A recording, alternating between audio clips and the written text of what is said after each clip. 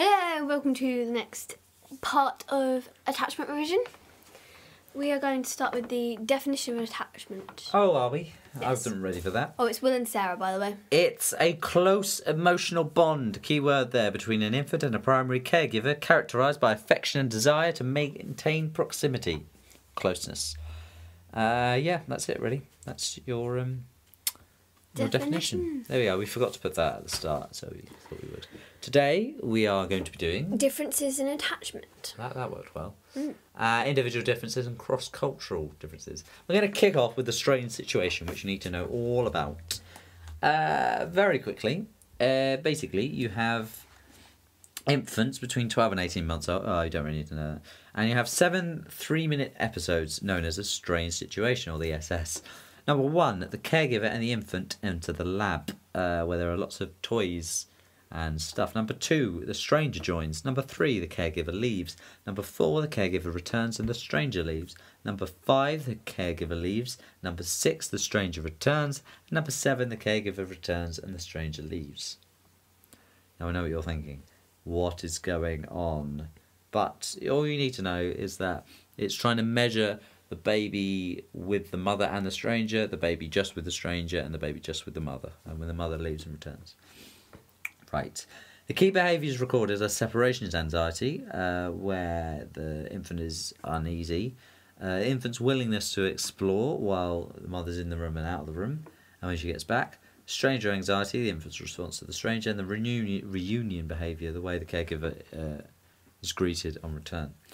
It found, when tested with American infants, with 100 middle-class American infants and their mothers, it was found that there were 3 types. Type A, avoidant, was 22%. The infant is not concerned by the mother's absence and avoids contact with her at reunion, I can't say that word, and does not prefer the mother to the stranger. Type B, securely attached, 66%. They explore the room while the mother is present, but when she leaves, becomes distressed, but is quickly comforted when she returns and prefers the mother to the stranger. Only this type is thought to be healthy for emotional and social development. And then type C, resistant, or you might have heard it as ambivalent. It's a bit nasty word.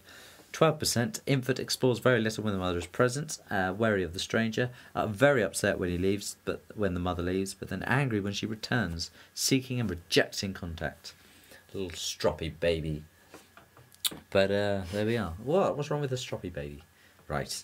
Evaluation of this. It seems that the strange situation has a high reliability. One study in Germany found 78% of children were classified the same when tested at 1 and 6 years, and when changes occur they are linked to changes in the form of care, so family structure and stuff. It's also very... is it valid? I don't know. There's mixed results as to whether it predicts later emotional adjustment. It's been found that attachment style at 12 months does not predict the presence of behaviour problems at 3 years of age, so that's one thing. Yeah, and anything else? Infants rated as secure in their 2nd year have later been found to be more popular, have more initiative, high self-esteem, less aggressive, and rated more popular. So you know that's more evidence. However, that was all strengths. There are other studies that challenge the validity. They found differences when tested with the other parents, so not consistent attachments. It may be testing the relationship between the caregiver and the infant rather than the infant attachment type. So an average of all the child attachments should be used when analysing the strange situation. The 3rd evaluation point, another weakness, is that the strange situation reflects the temperament hypothesis. Temperament, another word for personality, really. That some infants may be born more independently or friendly, and so the behaviour is due to innate, so they're not trying to do it, if that makes sense. Personality characteristics. And yeah, so like they might be born more vulnerable to stress. Newborns that show... studies have found... When I'm getting in a huff, you should help me out. Okay. Studies have found that newborns that show signs of behavioural instability are less likely to become securely attached, so that's a bit of evidence there. Right.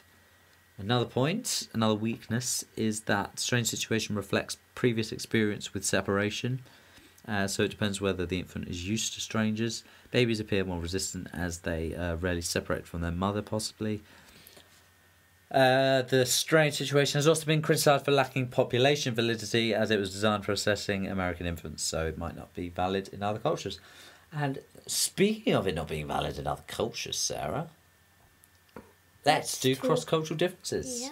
Yeah. Yay! Right, this is a really hard one to do, speaking, because it's kind of... Confusing. Yeah, right. So, basically there was a study that compared results of the strange situation for different cultures using metadata or meta-analysis, which means you get all the data there already is and just like compare it with loads of other data, if that makes sense. So you're not actually actively doing studies. They looked through various databases to find studies on attachment. That's what I just said. Studies were excluded if they included special groups such as Down syndromes or twins, or those involving fewer than 35 infants. They examined data from 2,000 situations from 32 studies and in 8 countries, which is lovely. They found striking similarities between cultures, with secure being the most common type. However, they did find some differences, particularly in Germany, Israel and Japan. Now, Israel. AO1 is that Israel had more resistant and less avoidant than the US. AO2 is that these children were raised on a kibbutz, so this means that they saw their mother quite rarely, and so they're not...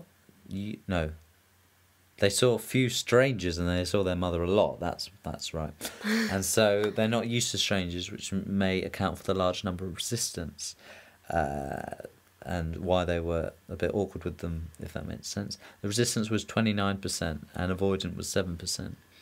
So there we go, that's some stats. Japanese, AO1 is that the studies found that more resistant but very low avoidant. AO2 is that this because Japanese mothers very rarely leave their infants, and so the Japanese children's behaviour might be due to the mother leaving rather than the stranger arriving. Again, that was 5% avoidant and 27% resistant. And German babies, AO1 is that the infant showed very large numbers of avoidant. And the AO2 is that the German culture requires keeping impersonal distance. They're encouraged to be independent. And a high percentage of avoidant is likely to reflect the ethos of encouraging independence. Mm-hmm. Is it not? Yeah. Tis. And yeah, that's 35% avoidant there is the big number. Right. Evaluation of cross-cultural differences. Did I miss anything else, by the way? No? Yeah, just remember the numbers. 2,000 situations, 32 studies, 8 countries. So, yeah, really, roughly. Right. It highlights the universal nature of attachment, is a nice strength. So it possibly shows the influence of mass media and parenting views, so they're similar across the world, possibly. But a weakness is that there is variation between cultures that is in fact 1.5 times greater than variation between other cultures. Therefore, you have to be cautious of generalising and be aware that cross-cultural comparisons may lack validity. Which is, basically. Another weakness is that some studies were on rural groups, while others were urban, which means that the data is collected from different subcultures. Therefore, the differences between the cultures may reflect the different subcultures studied rather than the differences between cultures. Again, that's talking more about class and sort of, again, the variation within cultures. Another weakness is that, this is probably the biggest weakness that you should talk about, this is an American interpretation and may not be true of all cultures. For example, the Japanese never separate from their mother, as we said, and so it may be an invalid measuring tool. And basically, the use of a technique developed in one culture to study another is known as imposed ethic, and it makes it flawed, so it doesn't work. Because it may work in the US, but there's a danger that it doesn't. You're considering the Americans as the norm, which might not be a good thing. Not saying, Careful what you say. Sample sizes is another massive weakness, because in some countries the sample sizes were too small. For example, only 36 Chinese infants were observed when China has an excessively large population. And for example, the US had 18 studies and Great Britain had 1 study. And this is all in the same, in this big meta-analysis thing. So that's that. And that's it. That's all. That's all we need to know. All done. Finished. Well, not the whole of attachment, but that's for this section. Yes, there's another couple of videos which you can listen/watch. Yes. Thank you. Thank you for Bye. listening.